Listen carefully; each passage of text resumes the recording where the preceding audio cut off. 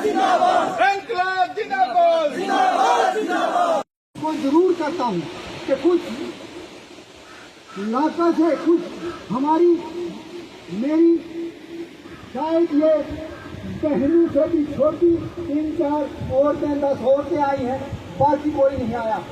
जैसे बाजार में हर आदमी चलाता है कि मेरी जमीन फ्लड से बह गई, मेरा आज ऑटो नहीं चल रहा है, मैं ऑटो वाले से भी एक पुरजोर अपील करता हूँ कि आज ऑटो वाले को इतनी भारी समस्या है। हम देखते हैं, हम 24 घंटे बाजार में होते हैं, उनके ऑटो आज की डेट में तकरीबन 2-2 किलोमीटर से बाहर नहीं जाते थे। फ्लड से पहले उनके ऑटो ढक्कर में जाते थे, भंडार में जाते थे, रोलका में जाते थे, सथल में जाते थे। आज उनको भी मुसीबत का सामना करना पड़ रहा है साथियों। लेकिन यहाँ तक उनमें से कोई भी इंसान यहाँ तक नहीं आया। ये कोई हमारी चंद आदमियों की समस्या नहीं, ये पूरे इलाका की समस्या है। जब तक हम एक आवाज बनकर नहीं सामने उभरेंगे, गवर्नमेंट तक जब हमारी आवाज नहीं जाएगी, किसी को फायदा नहीं होने वाला। आप ये बात अपने जहन में रखो कि जब तक हम इकट्ठा नहीं होंगे, ना हमारा केसीसी माफ होने वाला है, ना हमें राशन दुगना होने वाला है, ना हमारी ये खच्चर रोड बनने वाली है, ना आपकी ये जमीनें बह गई हैं वो बनने वाली हैं, क्योंकि हमने गवर्नमेंट की बात को समझा। हमें पूरा पता है। आज जो भी जहाँ भी हम जाते हैं, जिस दफ्तर में भी जाते हैं, वो टालता है। उधर चले जाओ बीडीओ साहब के पास, बीडीओ साहब के पास जाते हैं तो वो कहते हैं भाई हमारे पास कोई फंड नहीं है। एसडीएम साहब के पास जाते हैं तो वो भी एप्लीकेशन पे साइन वालों को कोई एहसास नहीं है। यहाँ पे कोई पार्टी का सवाल नहीं है, कोई वोट किसी से मांग नहीं रहा है कि वोट हमें भाई कांग्रेस को दो, एनसी को दो, बीजेपी को दो, आजाद कैंडिडेट को दो। वोट का सवाल नहीं। हम मानिए अपने विधायक एमएलए साहब से भी पुरजोर अपील करेंगे कि वो भी जा करके असेंबली में हमारी आवाज उठाएं, बड़ी की जनता की आवाज उठाएं। कभी इस जनता का भला होगा, उनका भी कभी भला हो सकता है। जबकि वो गरीबों की अपने उधर असेंबली में आवाज उठाएंगे। क्या ये गरीब लोग, पहाड़ी लोग, हम जब एसडीएम साहब के पास गए तो उन्होंने कहा भाई आपका 50% नुकसान हमने लिख दिया। क्या आप बोलो जितने आदमी 150 हैं 50% नुकसान है बेचारे।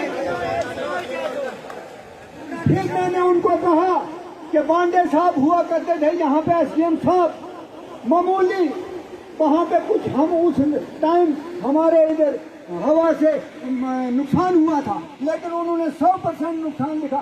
सब लोगों को मुफ्त राशन मिला, लेकिन कुछ परिंदों ने, मैं बाजा करना चाहता हूँ, यहाँ पे कुछ पिट्ठू बैठे हैं जो हमारी इस मीटिंग को चलने में भी रुकावट दे रहे हैं।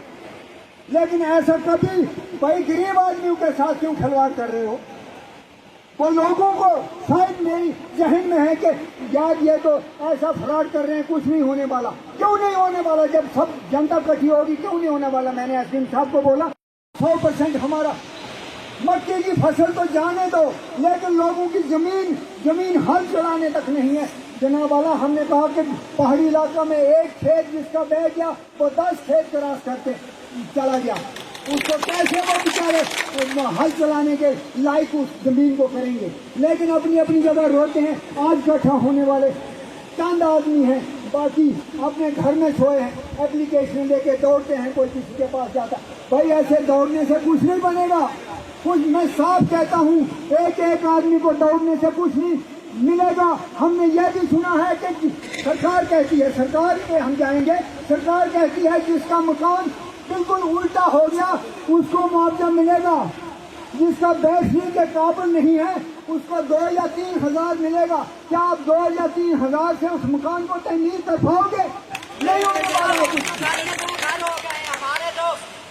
हमें पूरा पता है लोगों के मकान बैठने के काबिल नहीं है, लेकिन उनको क्या दे रहे हैं? वो क्या बता रहे हैं? 2 या 3 हजार, 2 या 3 हजार लोग को सुन करके घर से बाहर भी नहीं निकले कि यार हमें 2 या 3 हजार लेना है, तो उसे करेंगे क्या? हम 4 दिन बाजार में तोड़ेंगे, 2-3 हजार से क्या बन गया? यह कहाँ का इंसाफ है कि जिसका मकान बैठने के काबिल नहीं है उसको 2 या 3 हजार देकर ये धोखा दे रहे हैं? ये क्या इंसान? ये सरकार का दायित्व नहीं है? जिनके मकान बैठने के लिए नहीं रहे, जिनकी जमीन हल चलाने के काबिल नहीं। जिनकी मैं कहता हूँ हमारे कुछ लोग भेड़ बकरी वाले लोग जिनकी 100 या 200 भेड़ बकरी थी, उनमें से 10 और 20 रही, बाकी कुछ सैलाब से बह गई, कुछ बारिश की मार से मारी गई। माल मवेशी यहाँ से बह करके पाकिस्तान में चला गया, लेकिन इस सरकार को आज तक कोई पता नहीं लगा कि यहाँ पे क्या हो रहा है। रास्ते हमें चलने के लिए हैं नहीं। मैं तो इधर ही बनी में रहता हूँ, मेरा गांव सिरा में है। हमें अभी खच्चर का रास्ता हमें नहीं मिला। यार ये भटार में रास्ता कब पहुँचेगा, भंडार में खच्चर कब पहुँचेगी, रोलता में खच्चर कब पहुँचेगी, डंडी भुट्टू में खच्चर कब पहुँचेगी, घगर में कब पहुँचेगी। जहाँ जिसका कोई सोर्स है वो अपने अंदरूनी सोर्स से अपना काम चला रहा है, हमें यह भी पता है। लेकिन हम सरकार को बाजिया करने चाहते हैं। यहाँ पे जो कर्मचारी बैठे हैं इनको हम बाजिया करने चाहते हैं कि ये नकल एजेंसी हम नहीं चलने देंगे। मुझे किसी इंसान ने कहा है, भाई कुछ आदमी नकल एजेंसी के तरीके से अंदर से अपना सिस्टम चला रहे हैं, जिसका नुकसान नहीं भी हो रहा है उसको फायदा मिलेगा। साथियों याद रखो, जब तक गरीब बाहर नहीं आएगा कुछ नहीं होने वाला। अगर रोजा नहीं बचा तो उसको मां दूध कभी नहीं पिलाएगी। ये तो बहुत औखी सरकार है।